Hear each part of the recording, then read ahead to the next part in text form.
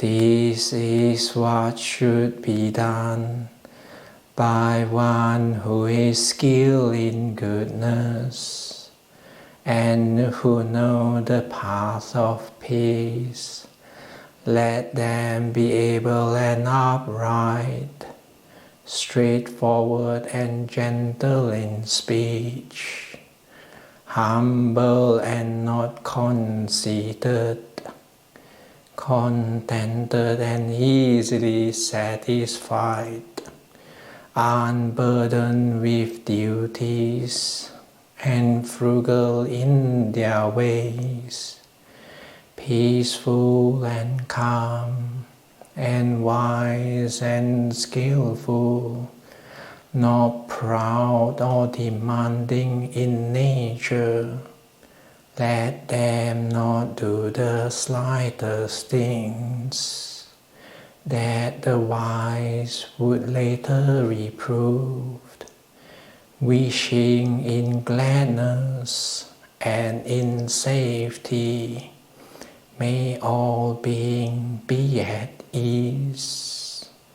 Whatever being living there may be, whether they are weak or strong, or meeting none, the great or the mighty, medium, short or small, the seen and the unseen, those living near and far away, those born and to be born, may all beings be at ease.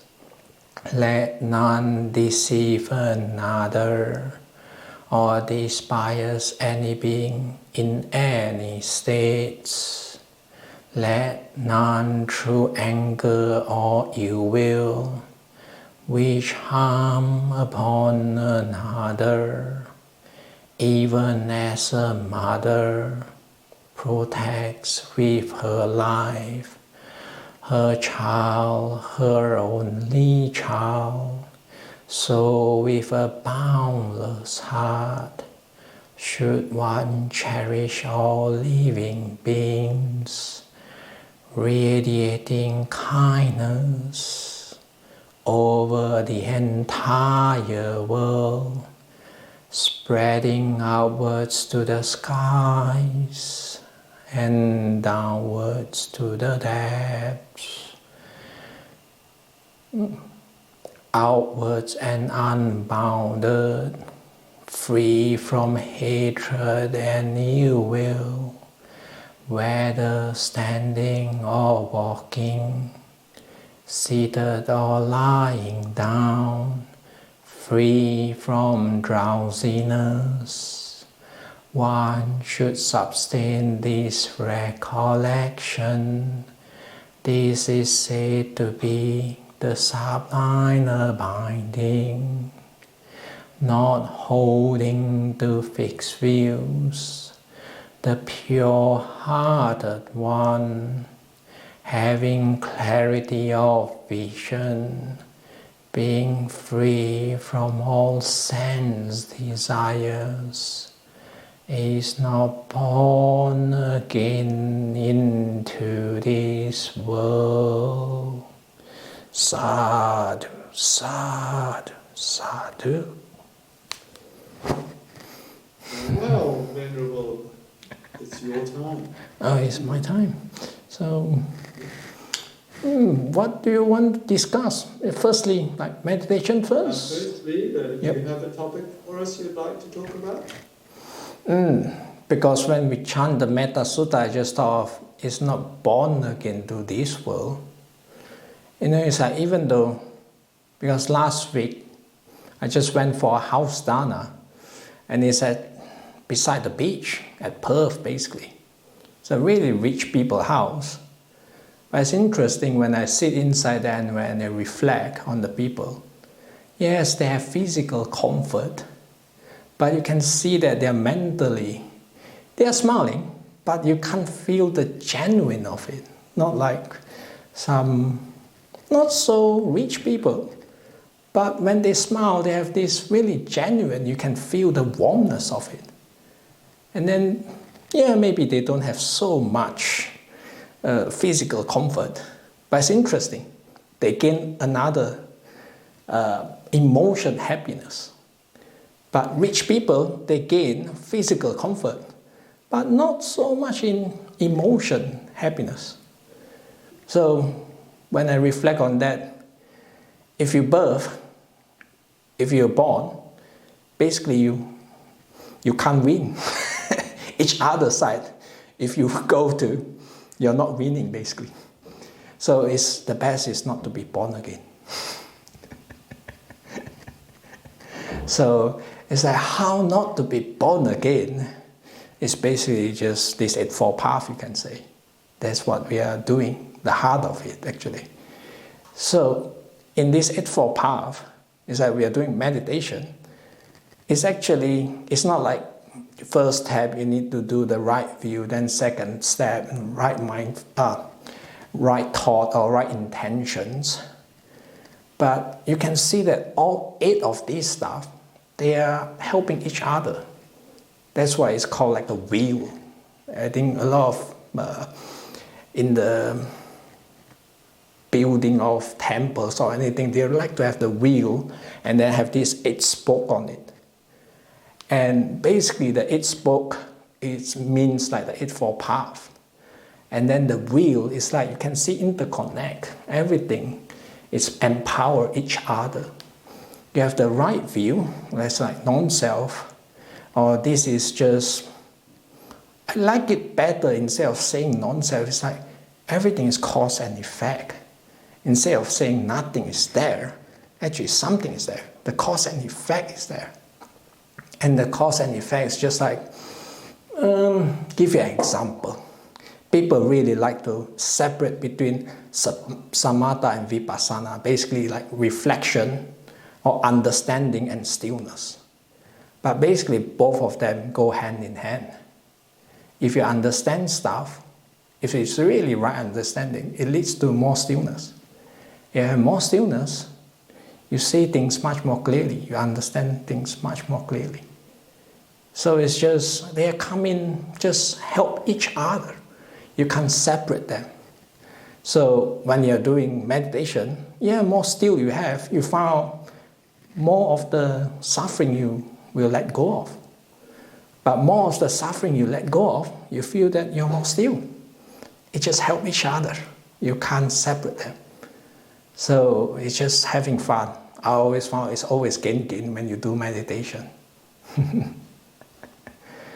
And after that, then I talked to my mom, because my mom, last time when I go bring her to birthday when I'm a lay person, I still remember I bring her to this really nice hotel, having a lunch, both of us. Not lunch, sorry, it's dinner.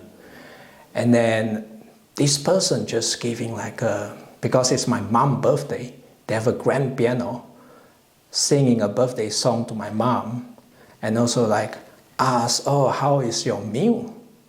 And then it's really interesting. After finish everything on the car, I talked to my mom. I said, it's really interesting. For poor people, they'll get this kind of service from their family.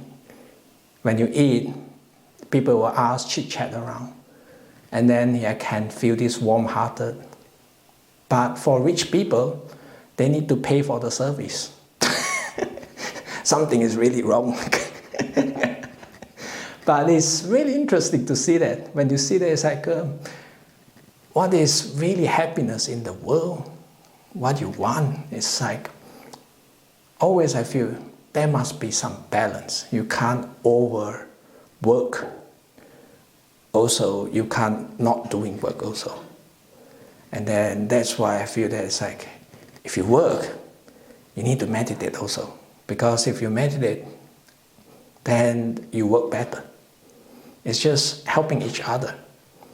When you see that's the benefit of the meditation, then you don't need to be, to be pushed. You will just do it because you feel happy about it. You feel that's beneficial. So always I say to some of the practitioners, like, once you see benefit, you definitely do it. It's just like brushing teeth. Brushing teeth, keep your teeth healthy so you can eat good food. So it's simple. If your mind is clear, then when you read stuff, you look at the stuff, it will be different. It will be more beneficial to you. And also it's like, I always found out, never let your understanding of the Buddhism or understanding of anything get in the way of the feeling you have from it. Because sometimes we are blocked by the knowledge. Because the knowledge say that it is like this, then sometimes we try to figure it out or try to fit it to whichever we learned. And then that's how delusion play around with you, you can say. But when you have much more like stillness or peaceful, then when you see stuff, it's not so challenging for yourself. And then you can accept it more. And then that's much more closer to the truth. And that's how meditation helps. So, have anything you all want to question on before we start to do a guided meditation? Because actually today I'm really tired. I just came back from the Legoland of monks, Bunnings, because I need to purchase stuff to build some stuff for the monastery. And also maintenance, a lot of maintenance tools need to be done. So actually I just been back on 5 o'clock. And I just quickly have a shower, sit down for a while, meditation, and then I'm here now. So any questions before we start to do a meditation? Yes, I was wondering, Venerable, could you tell us a little bit about why you became a monk? Oh yeah, it's really hard to pinpoint actually why I become a monk. I can tell you the whole process, not say whole process, but just the things that happen on my life. And then that leads to here, you can say. But where is the point I decide? So really hard to say. But just to tell you, since I'm small, I'm really interested in religion actually. But my mom forced me to a lot of different school. Even not say force me, but bring me to Christian school also. And then I also go to because in Malaysia, Mahayana is much more widespread, you can say, especially in Penang, Chinese culture. And I go to Sunday school. And at Sunday school, and the first thing they teach is interesting. I still remember the class when I'm 5 or 6 years old, I think, very small. No, not even I'm kindergarten, I think 5 years old maybe. And they say that to be born is suffer. And then I just thought that's interesting. Why all these grown-ups are so selfish? Why they give birth to me? If they just stop all the birthing process for the whole generation, there's no next life, and then voila, I don't need to be here and hear all this lecture. and that's how rebellious am I. And then after that, when I go Christian school, I still remember it's like they talk about like God created everything. If that statement is correct, then who created God? I always ask. But they can't give me answer, but we don't go that way anyway. And then after that, because in Malaysia, when I study history, when I'm 15 years old, somewhere around there, 15 years, Form 3. So they teach actually a little bit Islamic in the history of Malaysia, how Islamic come over, and then it got very boring. I start to fantasize. Why do we have religion? Just think about it. If I'm the king, because olden days is king ruling system, if I'm the king, I lay down this rule, and you all might as well follow. If you're not happy, you're revolve, you just come and rebel this king, and you become the king. So which means the king is on the threat when they lay down rules. So imagine that if I call an imaginary being, And I say that this imaginary being laid down this rule and I'm following it. You all might as well. And then we call this imaginary being the God. And then voila, you have perfect ruling system. Because you can't kill an imaginary being, basically. So that's why I always feel that religion is basically how to control people when I'm small. And then on the 4th, I think on the 5th, 16, my mom sent me to have a temporary ordination in Malaysia on a Burmese temple. And I still remember because I'm really curious now about all this religion. And Buddhists say that, oh, we have karma. And karma is not undestroyable. Good karma and bad karma are undestroyable. But it's interesting they introduce, there's a way out which is called Nibbana. And then I say, wow, this is interesting because I'm trained as a scientist. You know the law of energy. Energy can be converted, but it can't be destroyed. So I say that I question this head monk, which is, I can't remember, it's from Burma, can't remember his name, this Ajahn, and I say that, how do you get Nibbana to Nibbana if there's good karma and bad karma? You can't destroy both of them. How do you get there? And then we have a conclusion on it. We say, do neutral karma to get there. I said, that's ridiculous. You can't know when you have the intention of doing stuff. What is neutral? It doesn't make sense. And then after that, also I give up Buddhism actually. Then the next year, I went because my mom wanted to go for a retreat 9 days. Our mom asked me, you want to go for a retreat or not? If not, here's some pocket money. You can have lunch outside at the hawker store. And for me, I'm so allergic, shouldn't say allergic, but afraid of food enhancer because it just gives me a headache. I can't handle food enhancer that much. So that's why I say, oh, might as well just go for the retreat 9 days.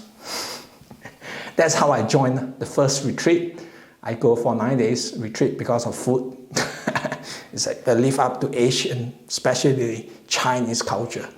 The mouth is bigger than the eye, you can say.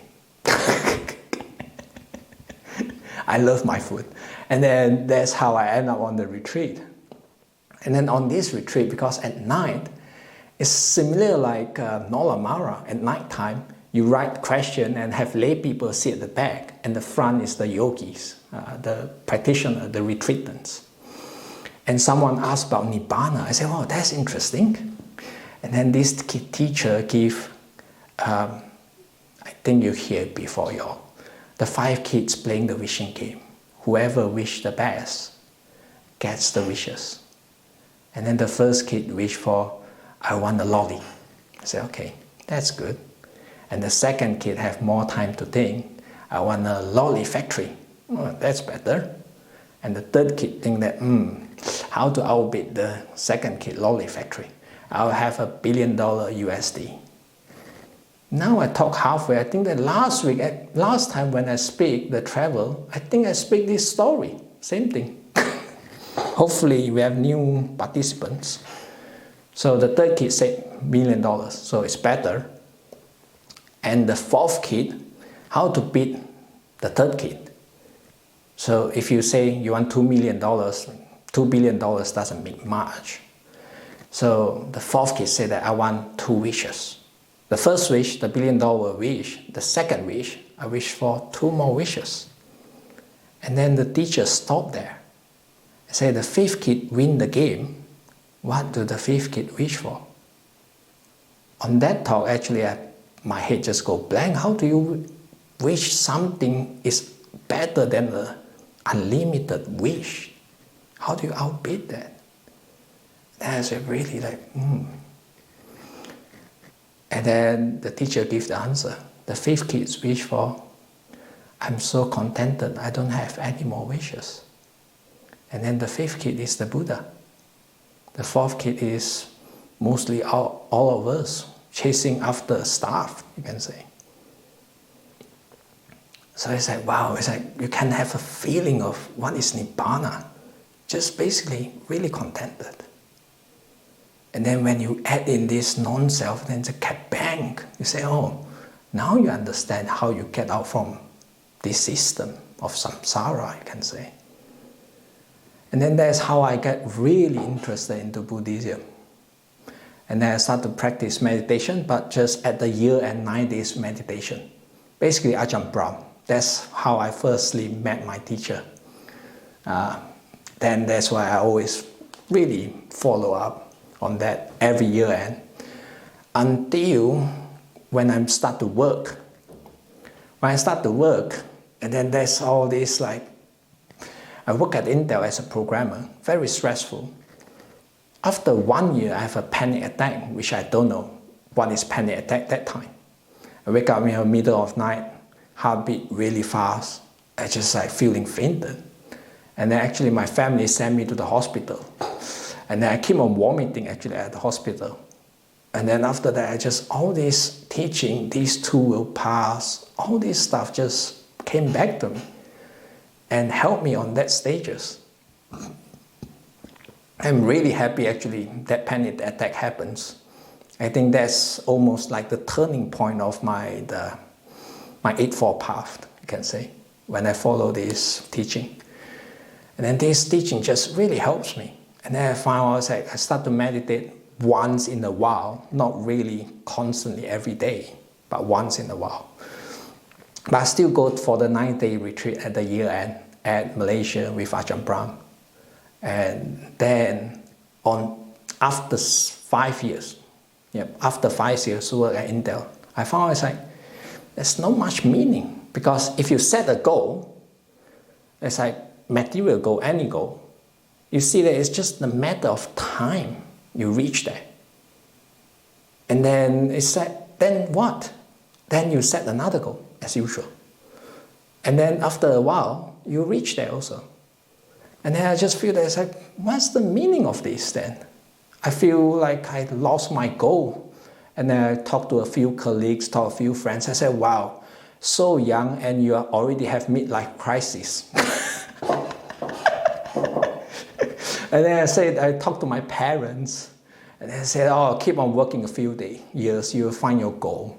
I said, I keep on working for 1 more year. I said, nah, I can't find my goal. I said, I better stop for 3 months. And then that's how I come over here to do my first rinse retreat as a layperson in Bodhinyana. Because after that, I found out there's a rinse retreat, which you can join. You can stay in Jhana Grove. And that's the first day of the rinse retreat. You call up the Bodhinyana and register for that, if anyone interested. It's a really nice, actually. I will encourage each one of you, if you have time, have the financial, please try it out, really. It really changed my life, because the first time I come here, 2 weeks, I say, after really striving for meditation, because you have some goals there. After 2 weeks, I said, nah, too stressful. Why should I do that? It's my vacation. I got the leave from the working place. And why should I stress out myself? Because it's a 3 months vacation. So actually, I'm really like meditate still, but not that much. But serve a lot and helping a lot in the monastery, even though it's like a rinse retreat. And I thought that I really blow it out, basically they call it. It's like nothing is achieved. But when I went back, it's really interesting happened to me. Because I went back, I still remember the first meeting, last time when I do that, because I have a meeting through different places. I need to meet with all these, I call it client, but it's still within Intel. I need to talk to Israel engineers. I need to talk to American engineers also. And I need to talk to India side also. And every time I need to prepare so much documentation and also presentation slides just to, I call it cover my backside so no one poke me. But this time when I went back, I don't need to do that much. And then when I'm in the conference, I'm really confident. And it's like, it's a shock for me. And then I went back and said, I thought that these 3 months I learned nothing. But it's really interesting. That one is, I think that what's the confidence is actually the peacefulness you have. Because of that, you don't worry so much about, or the fear so much about how other people look at you. You have much more peace and accept yourself. And then that's where the confidence came from. And I said, wow, this is really interesting, meditation and service. And then that's really like mind-blowing for me. So that's why I put now my name as a Anagarikalis, but I'm not really confirmed yet that time. But after 2 years, I came back again for 3 months again. And then that time, I feel way more peaceful because I don't have this expectation on meditation. I say, oh, last time, 3 months, I already blow up. So this time, just enjoy the trip. I say, just sit down and see how it goes. And actually, I really feel really happy I did that. I have a really peaceful 3 months. Meditate a lot, just come over, Bodhinyana, take my lunch. Very nice. And then I go back and say, yes, this is the life. And also I found out, because I don't have a girlfriend, I don't have any commitment, and my family, my parents, my mom and dad have their own retirement fund. I'm really happy about that. And which means I don't need to worry. I say that if I don't try out this life, which life I can try it out? And actually that's another key point also. Because at Rains Retreat time, Ajahn Brahm will talk about some suttas, and especially the word of Buddha. I think it's online. In BSWA, you can search them. It's word of the Buddha. I encourage it. If anyone have time, go through the courses. It's really helpful, that one. Because I still remember he asked me, not say asked me, but asked the crowd. He said that, if you want to prolong Buddhism, what should you do? On my mind, because as an engineer, as a computer engineer, I thought, yeah, print the books, put all the archive on the cloud, so that then make a NAS, so that you make sure that all the copies will be remain. So that's how you prolong Buddhism. But he said, nah, that's not how you prolong Buddhism. It's practicing it. That's how you prolong the Buddhism. Because if you have something to read, and you read all about all these enlightened people, you say, nah, this is just fantasy. But if you see there's a live example there, and then there's someone which you inspire, that really inspire you to follow the path, that's how you prolong the Buddhism. That makes perfect sense to me. So that's why that gives a little bit push to me to try out this path. And then I always say that I always leave a lot of back doors, you can say. Because I know myself, I like my freedom.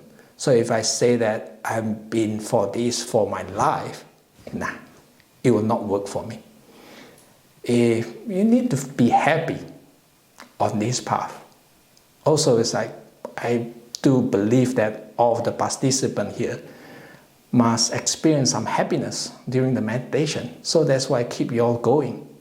Even though it's like summertime, you all say that, nah, it's not that great, but it just helps you. It frees you up a little bit from the busyness of life, and you see that beneficial of it. That's why I think all of you are remaining each week, tune into the channel or any channel just to do some meditation, because it's just helpful. And that's why it keep me going until today, you can say. Because no matter how, shouldn't say busy, but just it's like a lot of things to do in the monastery also. But just you see that it's like not things that you do, it's actually like people are busy because they have too much stuff they want to do on the same time. But if you can split it, you just do one thing at a time. Then other thing, don't worry too much about it. I always found out, people will help you, or the nature will help you. Just like what happened in this monastery, I feel it's like a little bit, can say, miracle. Just last week, we are talking about there's not enough water supply here. Because we collect rainwater, we have 3 big tanks to have the water. And we found out, we calculate that we are running low. And April is the last month we will have water. And then we keep on trying to really reduce using water, all this stuff. But this previous Friday, one of the truck just drove in, a water tank truck. He said that, can we leave our car here because we need to do some road construction, and we'll give you some free water. That's how amazing, just free water coming into the monastery. I said, oh yeah, don't need to worry that much. Things will align, some of the stuff, and you do whatever you can first. So it's like, I really like one saying when I'm working, it's like, if you don't have a solution to a problem, it's not a problem. The problem is only defined when there's a solution. So if there's no solution, no problem. Don't do it first. Do other stuff first. Then you'll be way more efficient compared to other people. Okay, this is trade secret basically.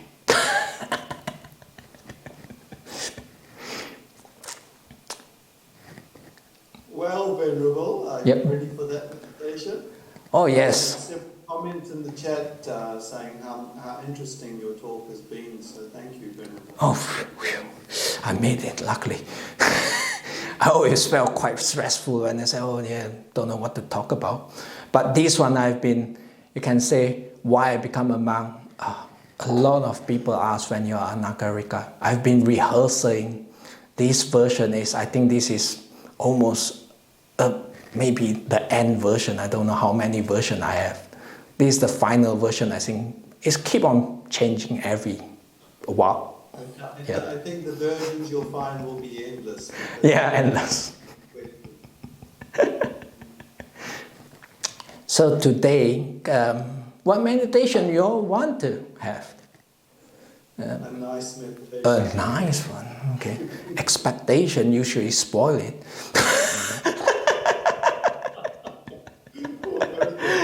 Yeah, but just chill, I think, better. Just whichever. Let's see how it goes, I think. So, shall we start? Okay, let's sit comfortably, everyone. And if you want to leave your lights on, please do. You don't need to off your lights in your room. And you need to make sure that you're comfortable in your room. So if you need to lock your door, please do. And just sit comfortably. You need to sit on the chair, it's fine. You need to sit on the floor, it's fine also. Lying down is also fine. But make sure if you lie down, don't lie down on the side that you're sleeping. Lie down on another side. So sit comfortably and make sure you're relaxed. And if you want to have your eyes closed, it's fine also. If you want to leave it open, also fine. So I would like to invite you all to have maybe do a little bit exercise. We take 3 big breaths in and out basically. So first,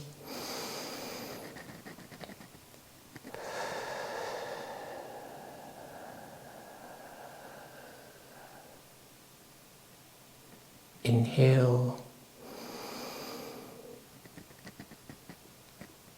exhale,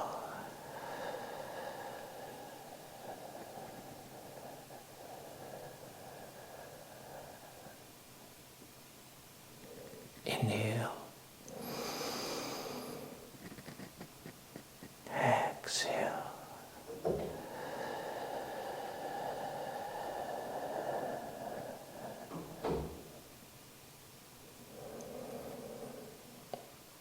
Can feel that your body is much relaxed after these 3 big breaths. I can feel my shoulder is a little bit tight. Try to relax it. If you don't know, maybe try to tense it up and then release. That's way better.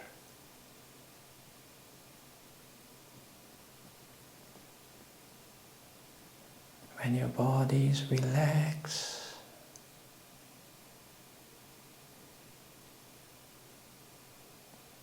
it feels really nice.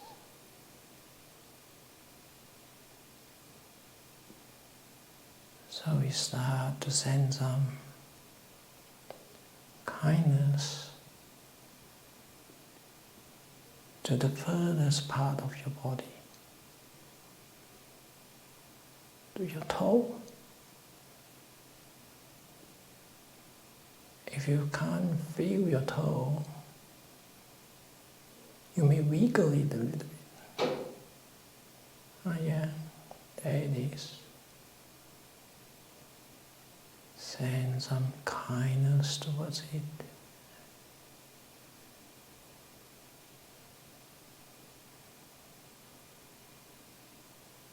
Appreciate,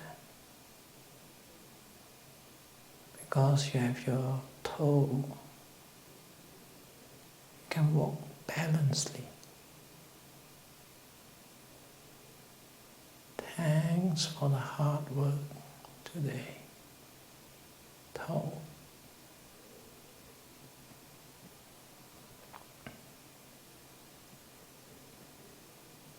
How can I make you more comfortable?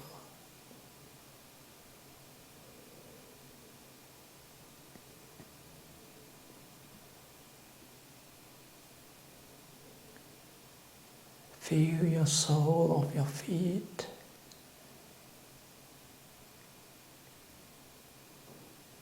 Relax.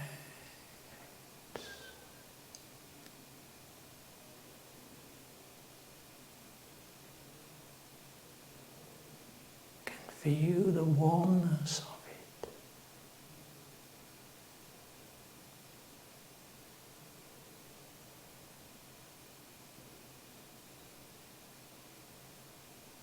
Move your attention further up, your ankle.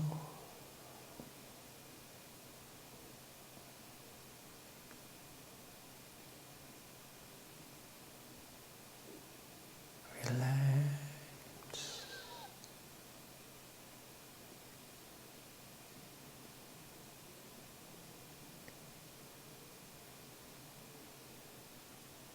Further up to your knees.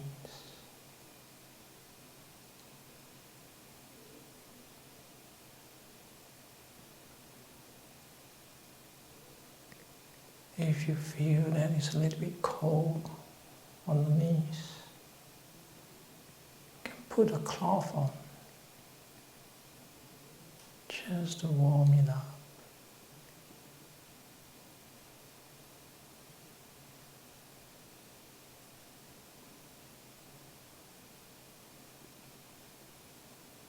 Slowly further up to your pelvis.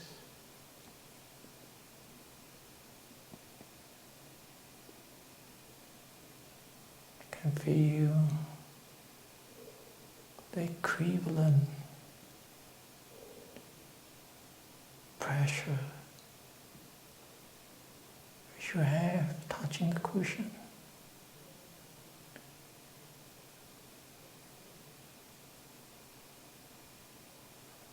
Just feel the warmness.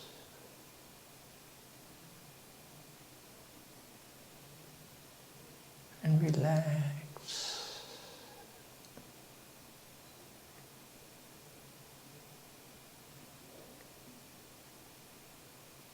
Move further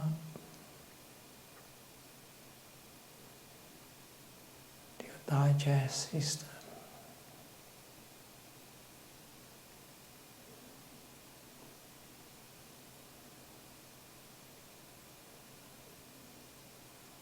Thanks.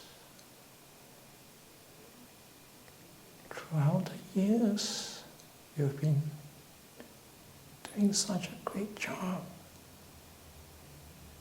to provide energy to this body. So we can sit here and enjoy this peacefulness,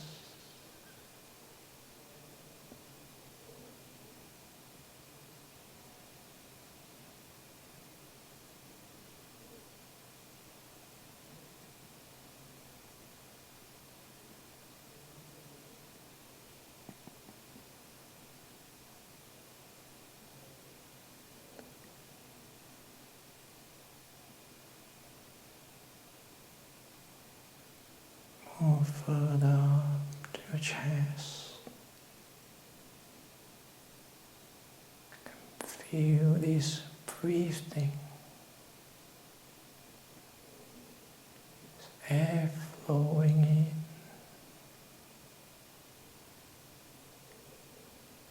and out.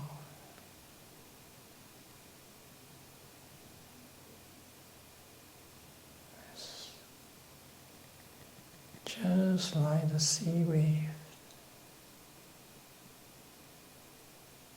washing in and out.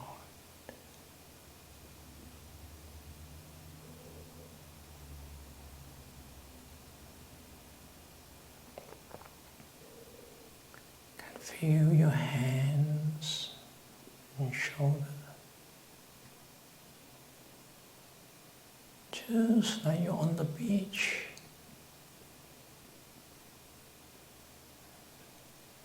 Relax, lying on this soft beach.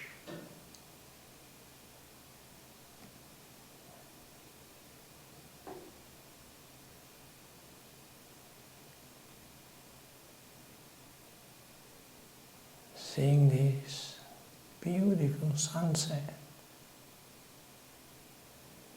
just shine upon your head.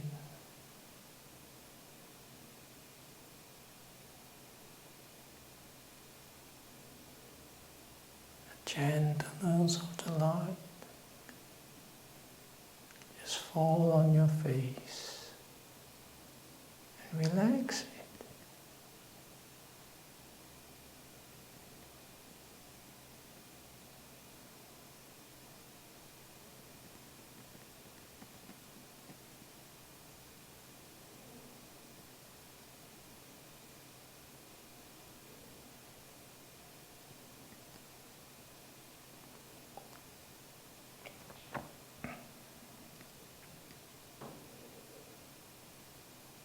Feel your whole body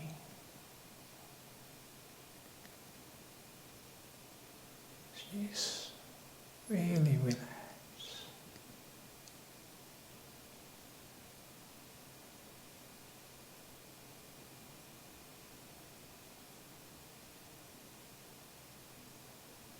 We ask body, how can I serve you better? How can I be assist to make you feel at ease?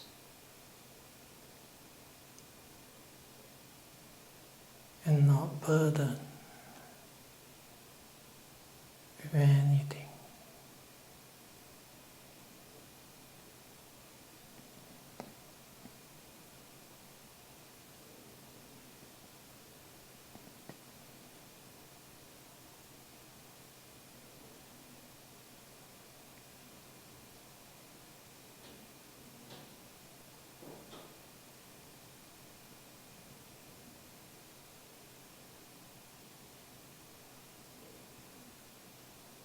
Let the peace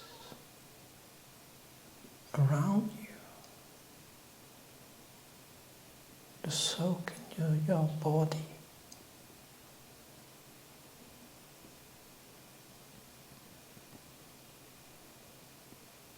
Feel this nature around. This positive energy around. Just soak into your mind and body.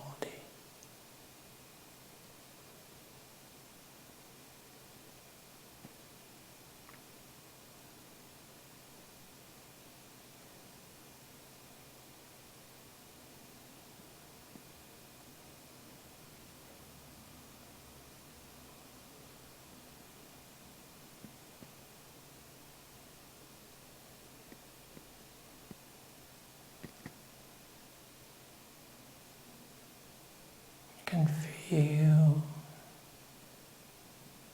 this rising and falling on the wind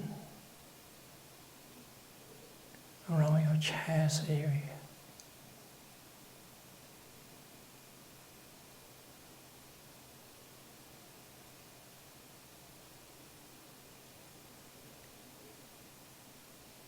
This is good enough.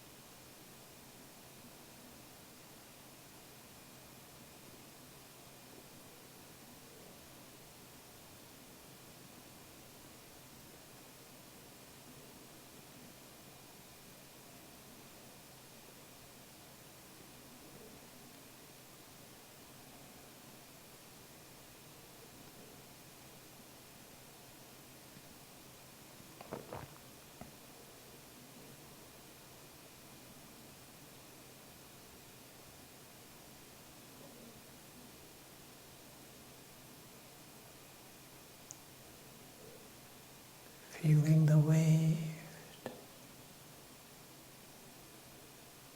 coming in, going out.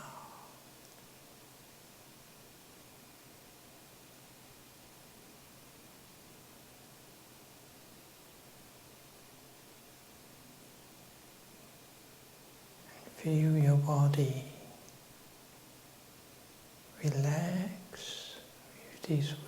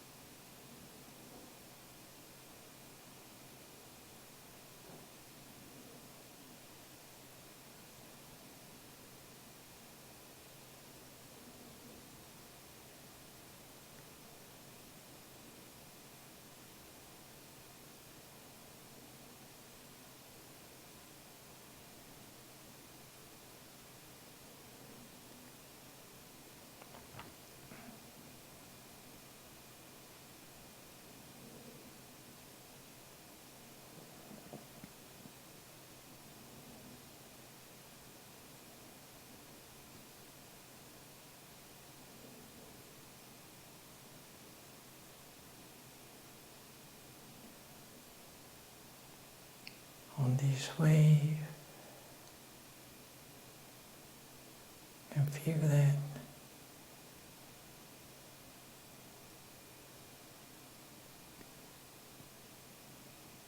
there's not much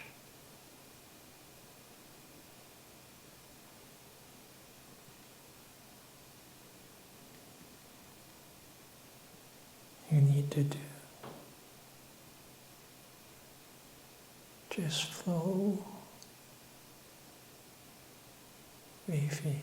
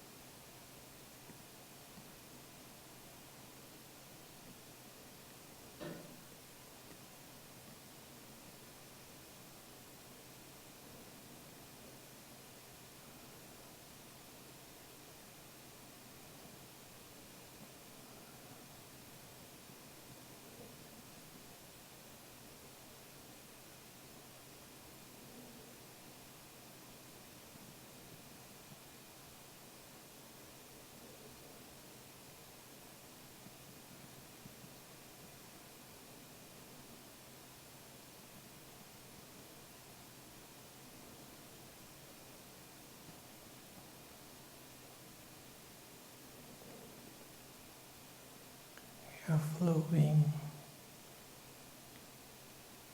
with this peacefulness.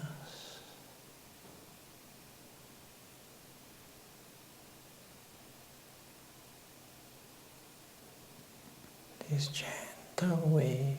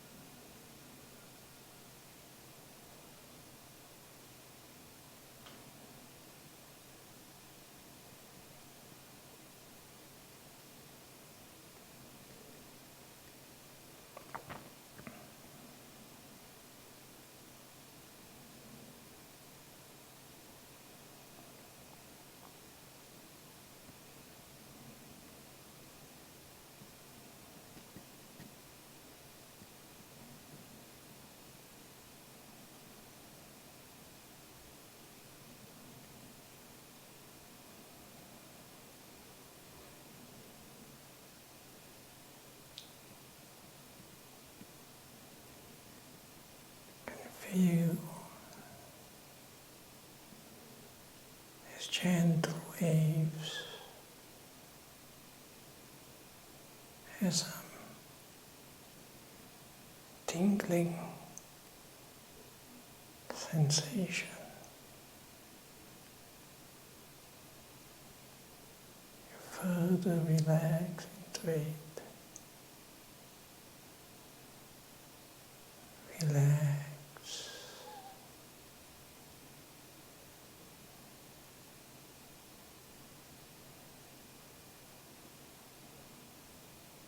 And enjoy these peaceful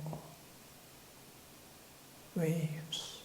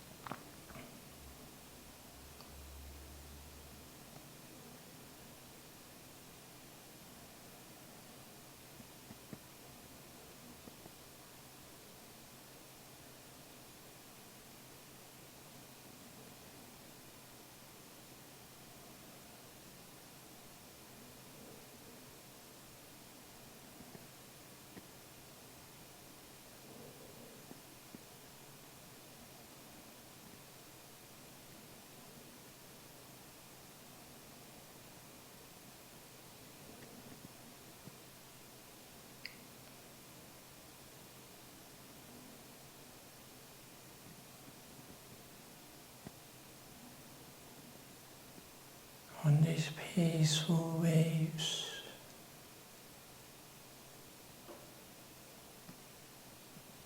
You saw that there's this small little Mimo, the clownfish.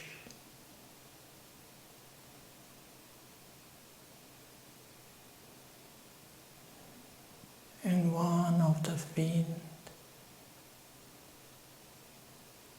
is hurting. It can't swim well.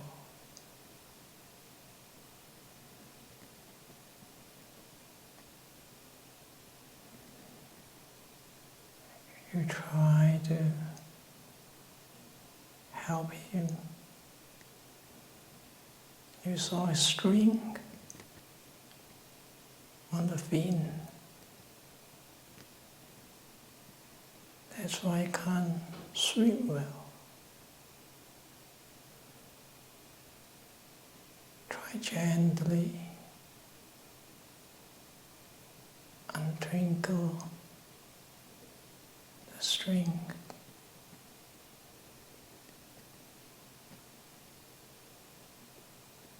Put it back into the water. See it swim happily. You wish this clownfish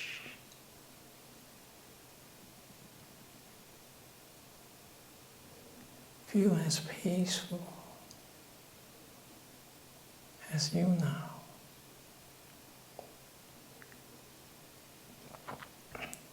You wish this being happiness and kindness.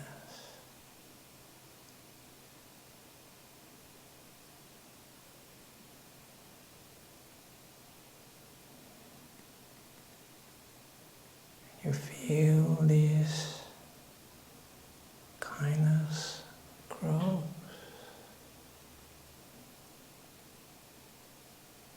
Spread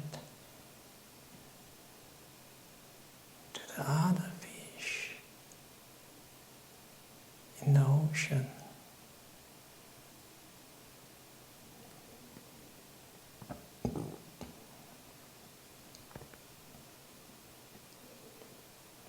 See some seahorses.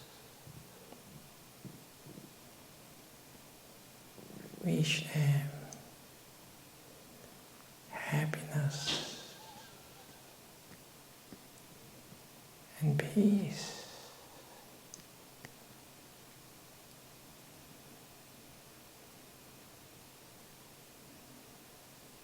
And see this glowing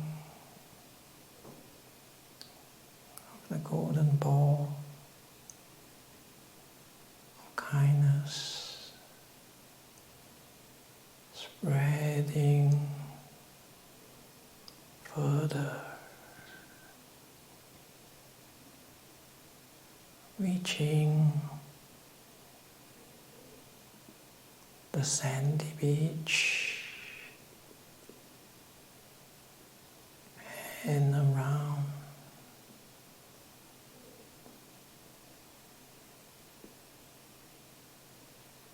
the trees behind.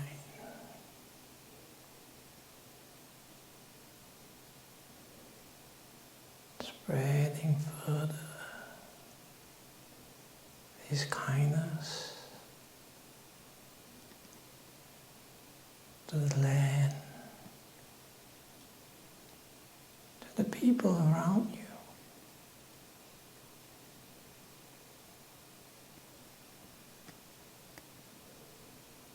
No matter where they are, to share this kindness.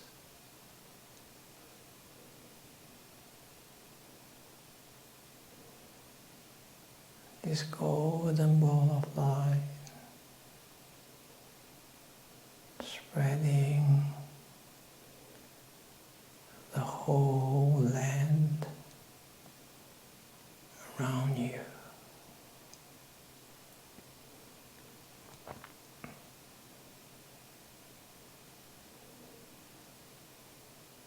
Wishing them in gladness and in safety.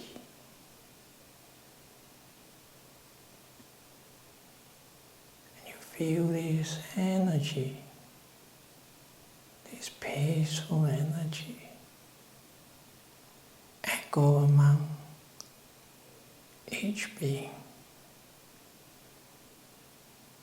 Stronger, stronger, spreading to the whole world.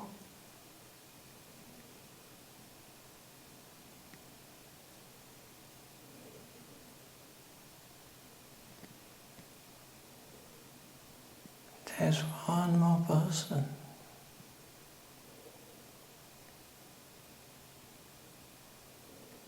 Actually, two more persons that you left out, which is your parents. No matter where they are, spread this loving and kindness to your parents.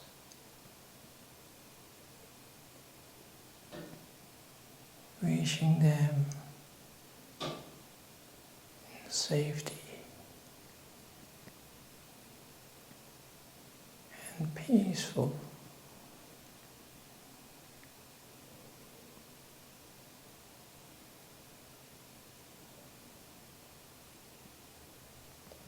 And you can feel that your parents wish you have the same. Wish you enjoy the same thing. This golden ball of light soaks back to you from your parents. No matter how you are, you're not good enough.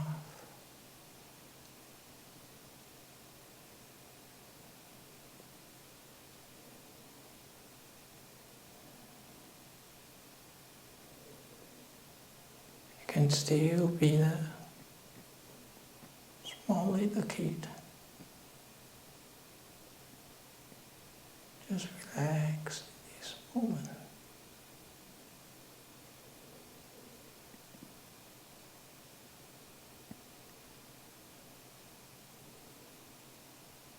And you can feel your door of your heart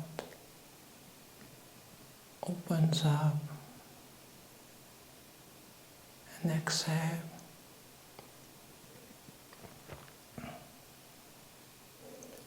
the acceptance.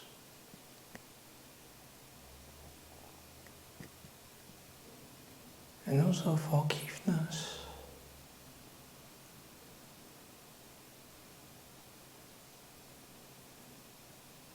You have done your best.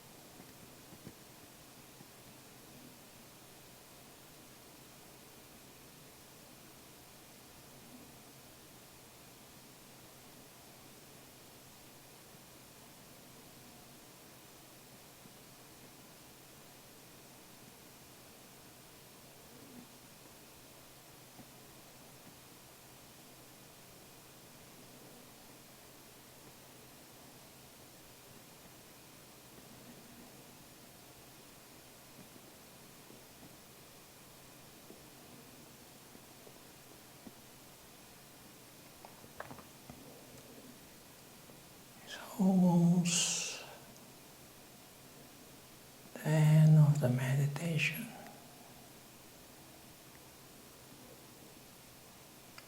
How do you feel now?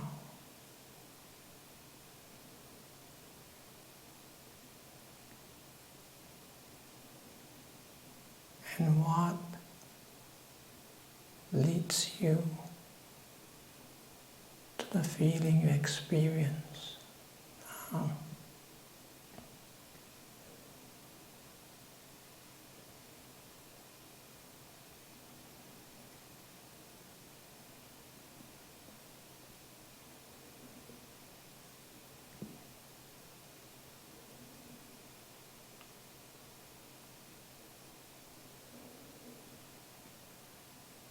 We'll ring the gong 3 times. At the end of the 3rd gong, fellow servers, you're welcome back to the shore.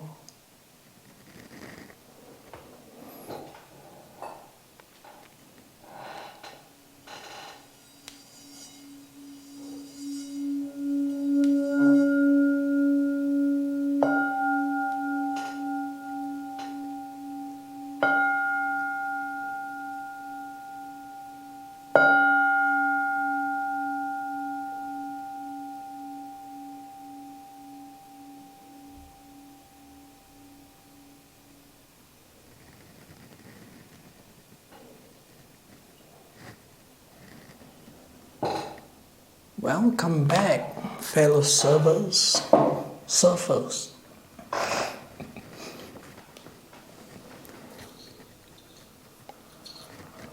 Actually, I have some tears, even though I'm leading the meditation. Feels good.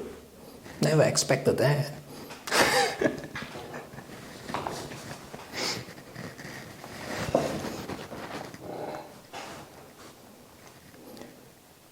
Any questions? Yes, we do have one in the chat.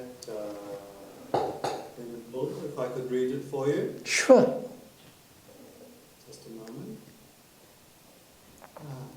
Very interesting story, Ajahn. How is your relationship with that panic attack? How are your relationships with panic attacks now? And have you analysed why it happened to you? And how do you think Buddhism helps you in this area? I see. So I analyzed my panic attack. Actually, I know why. Drinking too much coffee.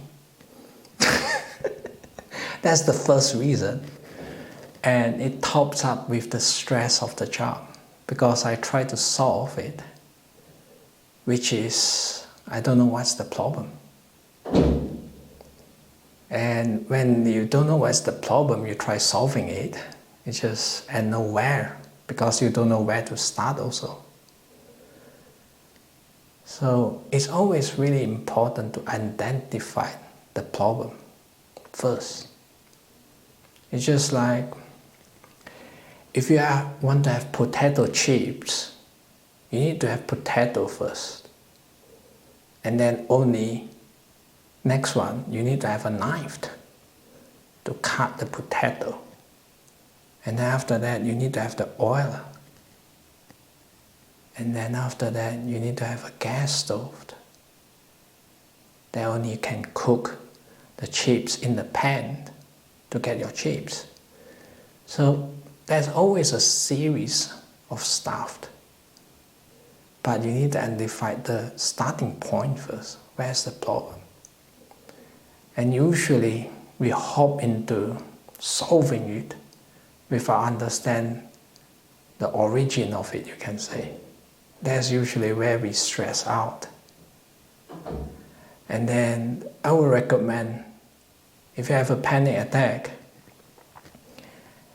you don't do meditation, sorry to say, because that needs a lot of skills. Try to do something repeatable. It's like maybe doing kneading, that helps. Actually, I tried kneading before, and it really helps because you're focusing on one thing. You can try walking meditation because there is some movement, Or just, even better, you don't walk on the room. Do the walking meditation on the nature park or the park around you, that you can have some scenery, not so dull. And another thing which helps me is actually exercising. You need to have exercise. That's how it helped me out from that depression. Not say depression, but panic attack. Because when you put the problem too close to you, that's usually problems getting bigger because you take it too close. So leave it aside, do some other activities. That helps actually. That's how really helps my panic attack. And reduce the caffeine intake. No caffeine. If you have panic attack symptom, don't take caffeine. And it's actually give you a lot of warning before it starts the panic attack. You feel that you're moving faster, running around, and then your heart beat faster before that happens actually. And if you catch that symptom up front, then you can stop it faster. It's like when the train is leaving the station, it leaves slowly. When it picks up speed, that's where it's really hard to stop. So if you can identify your symptom ahead, then it's way more easy to solve it. And then you can solve it with meditation. But that helps actually. I will really recommend to set up like a place that where you meditate. It just look really cool in your room. Because last time, once I open my room, when I enter, there's in front of me, there's a meditation cushion. And it just looks like a little bit zen. It just calms you down even though you don't use it. Then only you turn, when I turn my right hand side, only that's the bed and the desk for doing work. And then that just reminds me, just chill. And then when you want to walk out from your room, you need to pass that. And then that just helps me to do meditation each morning on my lay life, because I need to walk past it. And then I just time myself, no matter how bad it is, 20 minutes before I get out to get my breakfast and go to work. That helps. And then you can say that meditation is basically not really meditation. A lot of time it's just planning what to do next. But it helps. I found it's like it just can see the momentum at the end of the meditation. The momentum just slow down. It's not that fierce, you can say. And then when the momentum slow down, actually you capture more of the details, where the problem is. Because I'm a programmer last time, so that's why it's like solving problem. And also you need to think quite negatively how people can mess up your program, how people can mess up what you're doing basically. And then the simplest way is actually you do your program or do anything in your life as stupid as possible. That's what my mom gave me advice actually last time. If you want to have a very easy solution, ask the lazy person. They will give you the best solution in the world. It's so easy to achieve that. So don't think things too complicated, because that actually usually it gets problematic and then you get too stressful. So if you have that trend of thinking, just slow down. Do other stuff. Don't try to solve it. That's how I get my panic attacks. You keep on wanting to solve it, but just you're going nowhere. Just chill down, sit back. And then just remember, these two will pass. If you have problem, too much panic attack, at the end you can still accept in Bodhinyana, get a bald head. And here is always welcome.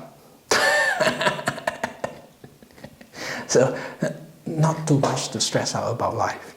It's always the door of the monk's hood is open to everyone, or the nun's hood is open to everyone.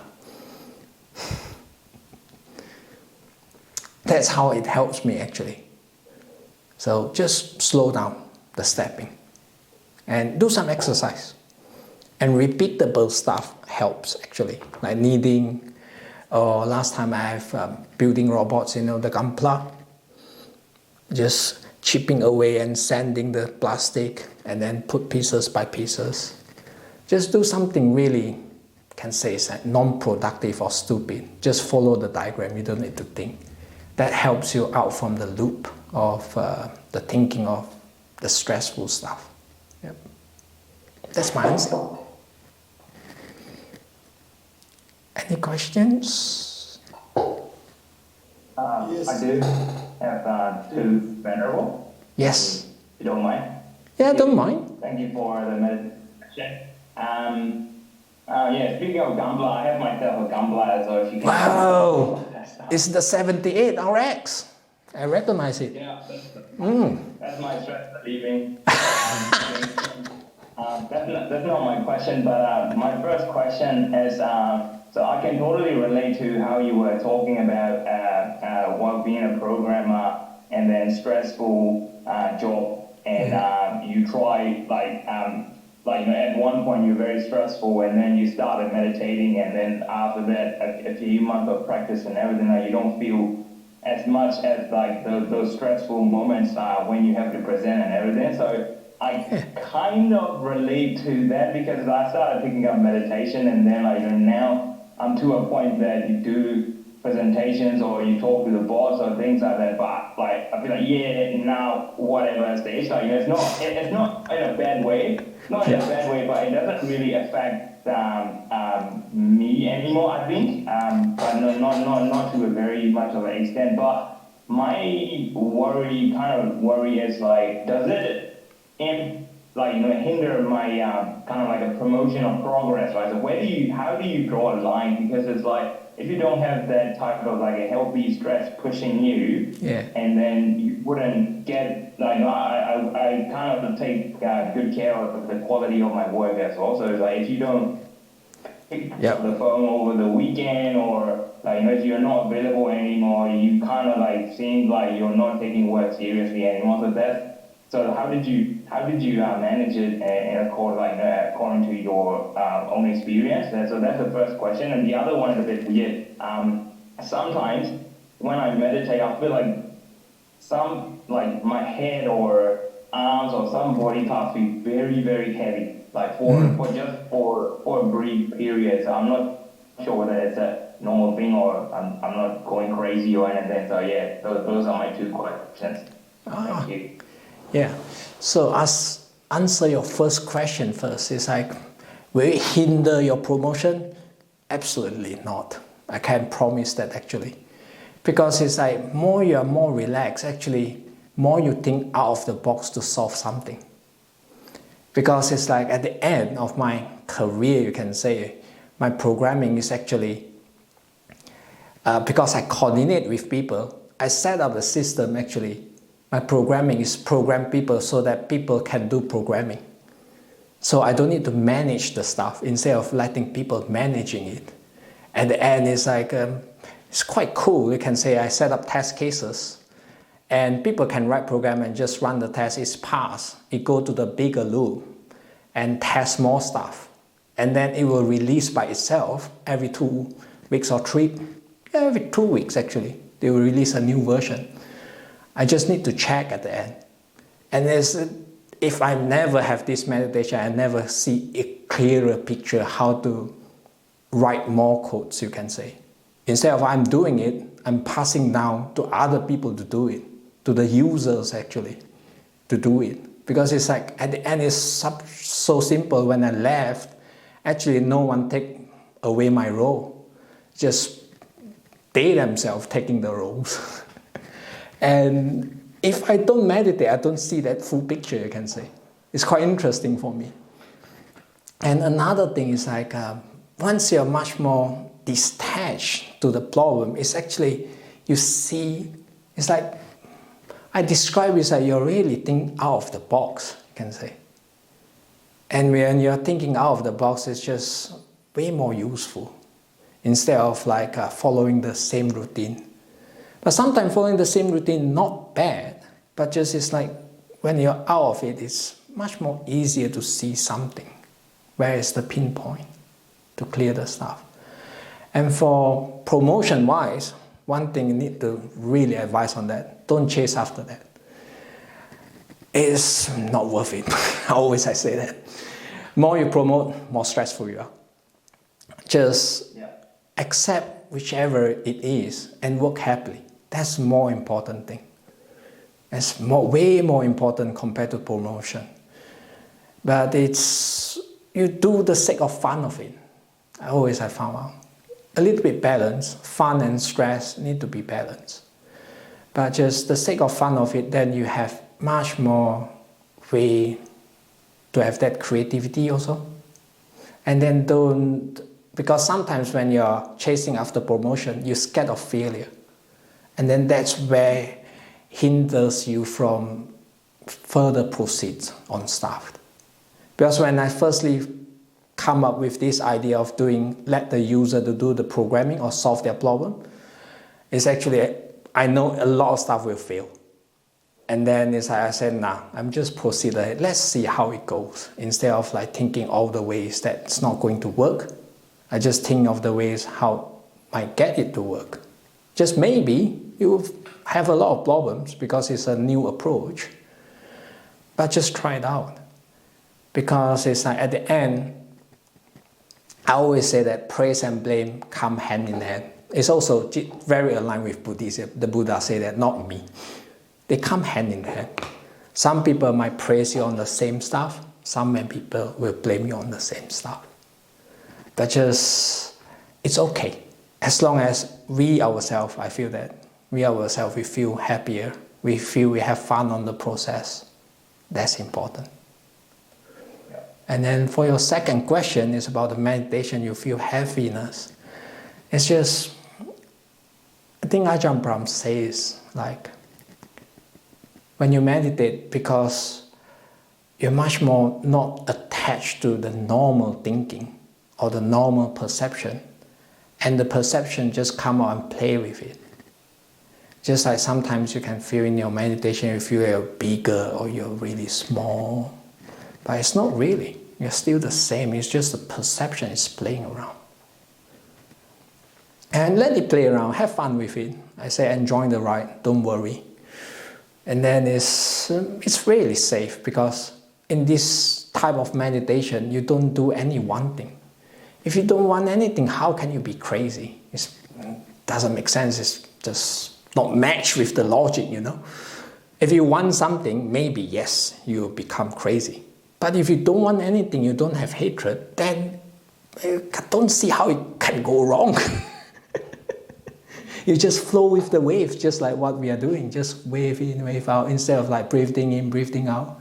Sometimes just play with the feeling, you can say. And then once you play with that feeling, it's actually much more easy to enjoy it. Whereas it's breathing in, breathing out. If you do it for me, it's I can't do it that way. Sometimes just play with my perception, you can say.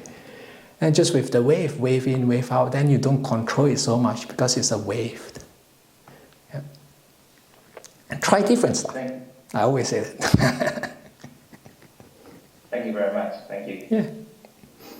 We have one last question in the chat. May I read it to you, Venerable? Sure. Anxiety.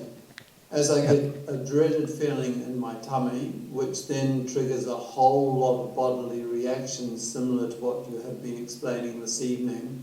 How can I address this? Oh, so if you have, it started with the parts of the body. So firstly, identify which part first. Identify how it tenses up. And then usually for me it's my stomach. When last time I have this panic attack before it wants to happen, you can feel that it's much more cramped. And it's really interesting. I don't know how it works for me, but drinking hot milk will help before the panic attack really starts. And it just helps to, maybe you feel the warmness of it. on my stomach. And it just helped me to relax it. And maybe help to use a hot bottle. You know, the hot bottle bag, you can put hot water in. Just put on the place that you feel it's cramped up or it's tense. Just give it some. It's like giving a loving kindness, basically, all this action. And the action speak louder than whichever you feel. Because when you want to feel, it's like, oh yeah, I send loving kindness. Sometimes it's ill will, I call it. I want to send loving kindness, so this one go away. And it don't work. Because it's the ill will. It's not really the loving and kindness. So do some action. Put a hot water bottle or put some massage oil on it. Then it just helps it. And do that. It's easier compared to other things. And the panic attack, usually, I would really still encourage people to do regular exercise because that helps. And walk in the park, that really helps. Because then when you walk in the park, you're not so focused on your problem that you have. And you're focusing on your feet and walking around the nature. The nature helps. Because just like what Ajahn Brahm gives this story, there's not a perfect tree in the whole world. The trees are bent and crooked. And that's what makes them lovely, especially the bonsai. You see, bonsai is like, even though people try to cut this leaf and that leaf and bend it, usually it's the bending is what looks beautiful. And all of us, we have crooked personality, bend here and there. That's why we are lovely. So don't need to be perfect. Because one thing usually for me also, the panic attack is actually, I want to be perfect. I want to be the super programmer, can solve everything. You know, actually why I become a programmer, that's very interesting. Because of my influence by a movie, actually, the Die Hard 4. Is it Die Hard 4? I can't remember which one. Basically a hacker which hacked the whole United States system and basically hacked the traffic. It's not really positive, inspiring, but just really cool when I watch it. I remember that's my 3rd year of my university before I get out from university. Because when I study, actually I study mechatronics. Because I'm inspired by Gundam or Gunpla. I want to build a robot actually. But after on my 3rd year, because I saw this movie, I said, oh, hey, programmer even cooler. That's why at the 4th year, I take a lot of elective subject on programming. That's how I end up become a programmer, I can say. So you can see that it's like, sorry to say, my whole life is influenced by movie a lot. Even my meditation influenced by movie.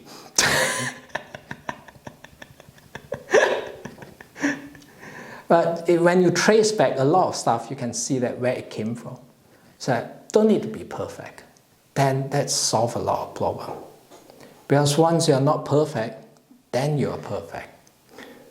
A little bit Zen, but just that's how it happens in life actually. Because you try too much, sometimes you just mess it up. It's just too much tension there. Just like when you try to unknot a knot, if you try really hard, you can see that knot just strangle up, whole thing just tighten up. But when you relax it, it just makes things much more easier. Same thing. Yeah. Oh, I'm over 3 minutes.